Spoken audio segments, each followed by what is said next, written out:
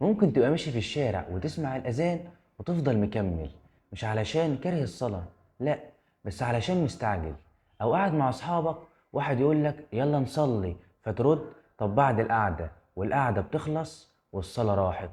الموضوع مش حكاية إننا مش مؤمنين، إحنا مؤمنين بس واخدين ربنا كأنه آخر الأولويات.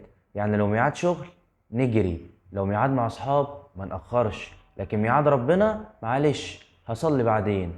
الفكرة إن اليوم العادي بتاعنا مليان مواقف صغيرة بتكشف إحنا فين من ربنا. وصدقني مش محتاج تبقى شيخ علشان تكون قريب من ربنا، محتاج تبدأ بخطوة صغيرة، صلاة في وقتها، كلمة طيبة، أو حتى دعوة من قلبك. لأن في الآخر محدش هيقف معاك يوم القيامة غير عملك، ولا صاحب ولا شغل ولا قعدة، انت وعملك قدام ربنا. متنساش تصلي على النبي. سلام.